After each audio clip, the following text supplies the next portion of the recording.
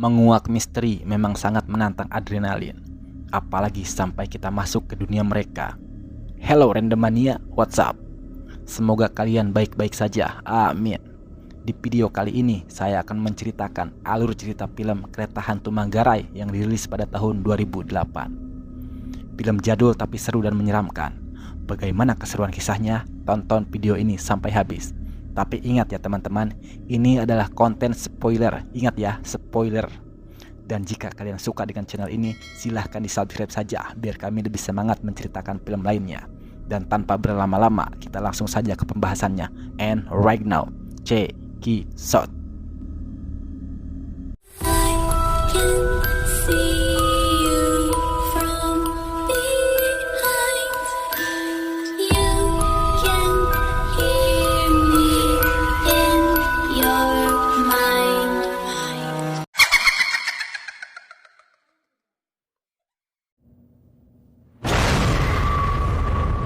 Film ini diawali dengan memperlihatkan seorang perempuan yang bernama Emily sedang duduk sendiri di stasiun kereta Manggarai. Emily berniat akan ke Bogor dengan menaiki kereta pada malam itu. Tidak lama kemudian, kereta terakhir pun datang, dan Emily segera naik ke dalam kereta itu. Setelah masuk ke dalam kereta, Emily merasa janggal dengan keadaan di kereta itu. Suasana terasa mencekam dan sangat sepi. Dengan perasaan takut, Emily pun duduk dan hingga akhirnya para hantu kereta mulai menampakkan diri. Dan film pun baru dimulai. Scene beralih pada suasana kota Jakarta yang penuh akan aktivitas orang-orang. Terlihat suasana stasiun Manggarai yang ramai akan penumpang. Dodi dan Peggy sedang melakukan wawancara pada para penumpang stasiun Manggarai tentang peristiwa kereta hantu yang sering terjadi di stasiun itu. Banyak cerita dan rumor yang beredar tentang kereta hantu itu. Dan biasanya kereta itu akan muncul lewat jam 12 malam. Dengar tadi bukan kita tahu. Ada pula narasumber yang bernama Pak Mehmet, yakni penjaga perlintasan rel kereta api. Dia bercerita malam itu sekitar jam setengah 12 malam. Dia melihat ada seorang pria yang terlihat kebingungan. Setelah dia sadar, pria itu bilang pada Pak Mehmet, katanya dia baru turun dari KRL. Dan tiba-tiba dia ada di tengah rel. Keadaan di kereta normal-normal saja seperti biasanya. Dia duduk di samping bapak-bapak yang sedang baca koran. Dia pun sempat meminjam korannya dan koran itu terbawa oleh pria itu. Pak Mehmet pun penasaran dan melihat koran itu. Dan ternyata koran itu keluaran tahun 1953. Pria itu langsung lemas dan pingsan setelah Pak Mehmet menceritakan apa yang telah dialami oleh pria itu. Scene berpindah memperlihatkan seorang perempuan bernama Rosa. Saat itu dia dimarahi melalui telepon oleh ibunya karena adiknya yaitu Emily hilang tanpa kabar. Rosa pun bingung dengan keberadaan adiknya ada di mana. Rosa pun menceritakan masalahnya ini pada sahabatnya yang bernama Tari. Tari bertanya apakah Emily ada di Bogor di rumah tantenya. Rosa mengatakan kalau Emily tidak pernah sampai ke Bogor. Hampir 1 minggu Emily menghilang. Tari curiga kalau Emily naik kereta hantu. Rosa yang tidak percaya akan hal-hal gaib pun membantahnya. Tari terus memaksa Rosa agar Rosa mencoba membuka diri pada hal seperti ini agar Rosa mendapatkan petunjuk keberadaan Emily. Meskipun tidak percaya dengan kereta hantu itu, Rosa mengikuti ajakan Tari untuk menemui temannya yang bernama Bobby. Bobby adalah salah satu mahasiswa yang menjalankan situs investigasi supranatural bersama dengan 2 orang temannya yaitu Dodi dan Peggy. Mereka bertiga sering melakukan riset dan penelusuran tentang hal-hal supranatural. Rosa yang tidak percaya akan hal gaib merasa kalau Bobby dan kawan-kawannya telah melakukan hal bodoh. Rosa pun segera pergi karena menganggap telah membuang waktu untuk hal yang tidak masuk akal. Di dalam taksi, Rosa ingat ketika ia dan Emily bertengkar. Hubungan Rosa dan adiknya tidak harmonis layaknya saudara. Rosa merasa ibunya tidak bersikap adil terhadap dirinya. Ibunya lebih memperhatikan Emily dibandingkan dirinya. Sesampainya di rumah, Rosa merasa dahaga dan mengambil air minum. Rosa terkejut karena air putih yang dia pegang berubah jadi air Orson. Rosa penasaran dengan tetesan air merah itu dan tiba-tiba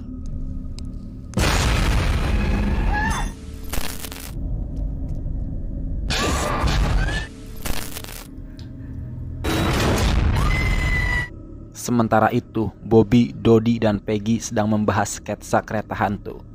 Bobby menjelaskan tentang asal-usul kereta hantu itu. Dulu, ada sebuah kereta yang mengalami kecelakaan hingga jatuh ke dalam jurang sedalam 30 meter. Dan seluruh penumpang tidak ada yang selamat dan menjadi arwah penasaran. Dodi pun menceritakan kenapa kereta itu selalu berada di stasiun Manggarai.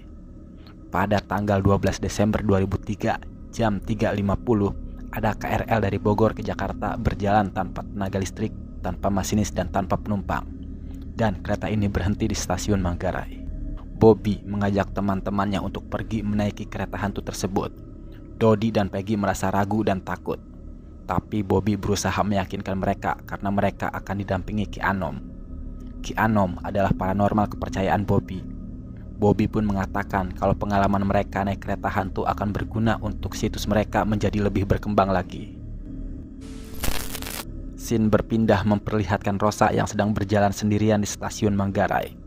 Rosa pun naik ke dalam kereta dan tidak melihat penumpang lainnya selain dirinya. Suasana kereta sangat sepi dan mencekam. Dan tiba-tiba, dan ternyata it's just dream. Rosa tertidur di kafe saat sedang menunggu Tari. Tidak lama kemudian Tari pun datang. Tari memberitahu Rosa jika ia akan melakukan penelusuran bersama Bobby dan kawan-kawannya dengan naik kereta hantu.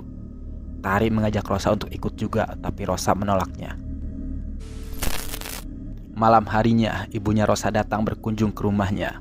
Ibunya khawatir dengan Emily yang belum juga ditemukan. Rosa mengatakan ini adalah akibat karena ibunya terlalu memanjakan Emily, sehingga Emily susah diatur dan suka keluyuran sampai lupa waktu.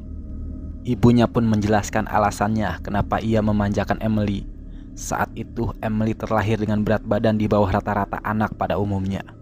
Emily terlahir prematur dan mengkhawatirkan dan sering sakit-sakitan. Oleh karena itu, ibunya lebih sayang terhadap Emily daripada Rosa.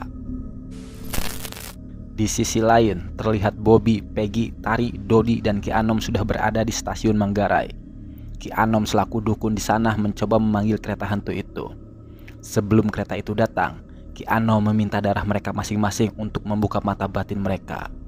Dan tidak lama kemudian, kereta hantu itu muncul dan mereka berempat naik ke kereta itu. Ki Anom berpesan jika ingin selamat mereka harus mengikuti perintah Ki Anom. Begitu mereka masuk ke dalam kereta itu, jangan pernah mengeluarkan kata-kata sedikit pun juga. Berbisik apalagi berteriak. Lihatlah apa yang ada di dalam pikiran kalian. Dan jika terjadi sesuatu yang di luar kalian kehendaki, pejamkan mata rapat-rapat. Di dalam kereta, berbagai gangguan mulai mereka rasakan. Para makhluk halus mulai menampakkan wujudnya. Karena takut, akhirnya mereka berteriak. Mereka mulai panik dan para penunggu kereta itu mulai menyerang mereka.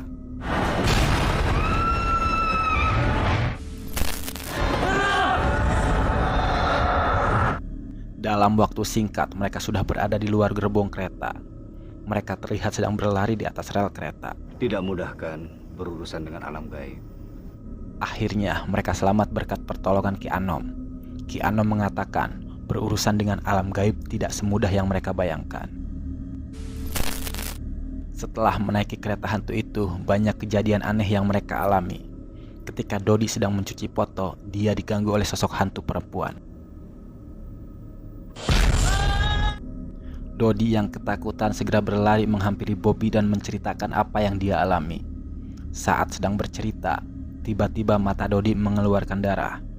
Bobby beranggapan Dodi terlalu cemas hingga pembuluh darah di matanya pecah.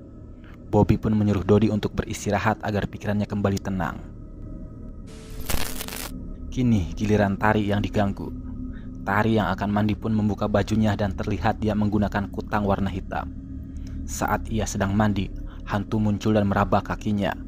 Tentu saja hal itu membuat Tari kaget dan ketakutan. Singkat waktu di malam berikutnya, Dodi dan Peggy pulang bersama dari kampus dengan menaiki sepeda motor. Peggy meminta Dodi untuk berhenti dulu karena Peggy haus ingin membeli air. Saat Peggy di warung, Dodi melihat ada sosok perempuan dari kejauhan. Setelah selesai, Peggy pun langsung naik motor dan Dodi pun menyalakan motornya kembali.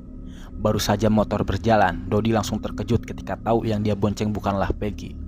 Yang dia bonceng tak lain dan tak bukan, yaitu hantu perempuan yang dia lihat barusan.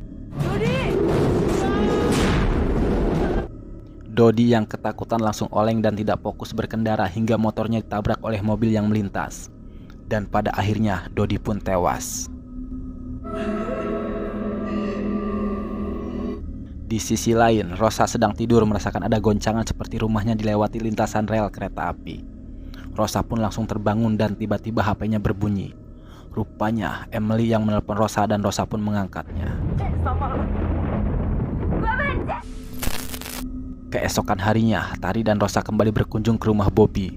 Di sana ternyata ada Peggy yang sedang menyalahkan Bobby atas kematian Dodi yang tidak wajar. Peggy merasa semenjak mereka naik kereta hantu itu, banyak teror yang tak masuk akal yang mereka alami.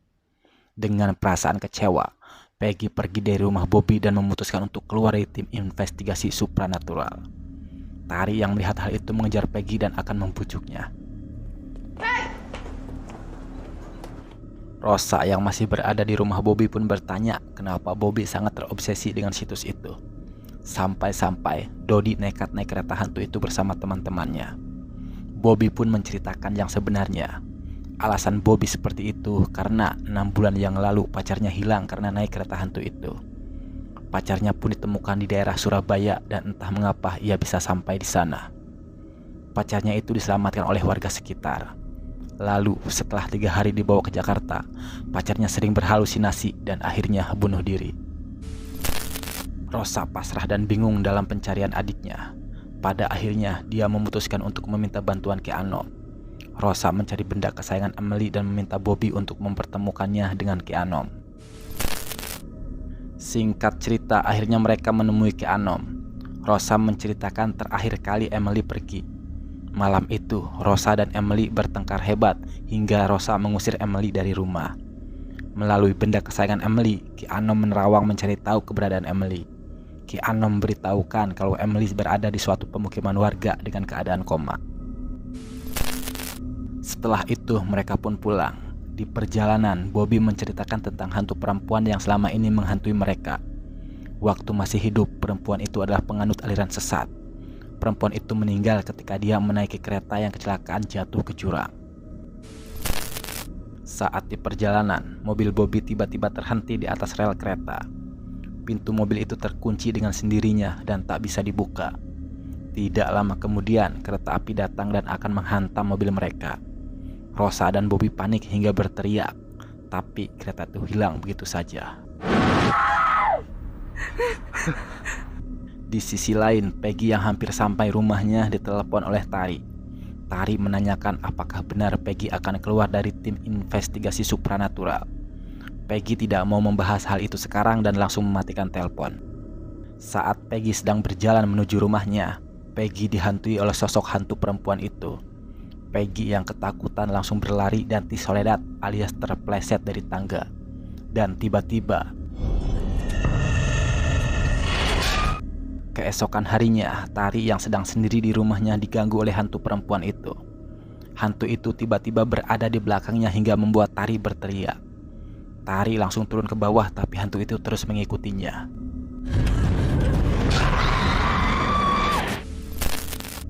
Sementara itu, di sebuah tempat yang jauh dari kota, terlihat 2 orang warga desa terlihat panik campur senang ketika melihat berita di koran tentang orang hilang. Hubungi segera. Baik, Pak. Rosa pun ditelepon oleh orang itu dan memberitahu kalau Emily ada di rumahnya. Rosa yang mendengar hal itu sangat senang dan meminta Bobby untuk mengantarnya. Mereka berdua pun segera bergegas ke alamat tersebut. Sesampainya di sana, Rosa dan Bobby langsung dibawa ke rumah orang yang menemukan Emily. Emily ditemukan dalam keadaan tidak sadar di atas rel kereta. Warga setempat percaya kalau Emily dibawa oleh kereta hantu. Tadi malam dia meninggal. Tidak lama kemudian, Bobby mendapatkan kabar kalau Peggy sudah meninggal. Kini tinggal giliran Bobby dan Tari yang belum tewas oleh sosok hantu perempuan itu. Tidak lama kemudian Emily pun sadar. Rosa dan Bobby pun segera mengajak Emily pulang. Sebelum mereka pulang, orang itu memberitahu kalau Emily masih dikuasai roh jahat. Untuk menangkal hal-hal yang tidak diinginkan, Orang itu pun memberikan jimat pelindung pada Rosa. Di perjalanan pulang, tiba-tiba Emily melihat sosok hantu perempuan itu. Karena panik, Bobby menghentikan mobilnya dan Emily langsung keluar dari mobil dan berlari ke stasiun kereta. Rosa dan Bobby segera mengejarnya. Kemudian Keanu menelpon Bobby. Keanu memperingatkan bahwa hantu itu hanya mengejar orang-orang yang selamat dari kereta hantu. Mereka berdua terus berusaha mencari Emily ke sana kemari, dan pada akhirnya Rosa menemukan Emily.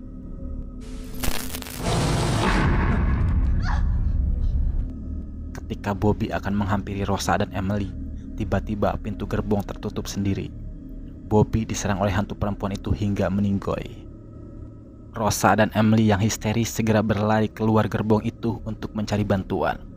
Saat mereka sedang berlari, tiba-tiba kaki Emily ditajong alias tersandung hingga membuat Emily terjatuh di atas rel. Tiba-tiba kereta pun muncul dan akan melindas mereka.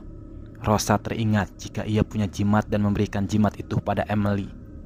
Dan ketika kereta hantu melindas mereka, Emily selamat karena memegang jimat itu. Sedangkan Rosa harus masuk ke dalam kereta hantu. Rosa rela mengorbankan dirinya sendiri demi adiknya. Emily pun pulang ke rumah dengan perasaan sedih. Dan ternyata Emily belum bebas dari cengkraman hantu perempuan penunggu kereta. Sementara itu di kampus, Tari membaca berita di koran tentang mahasiswi yang hilang. Mahasiswi yang hilang itu tak lain dan tak bukan yaitu Rosa. Tari membuka lokernya dan melihat foto-foto kebersamaannya bersama Rosa. Ketika Tari menutup loker, muncul penampakan arwah Rosa tepat berada di samping Tari. Dan film pun berakhir.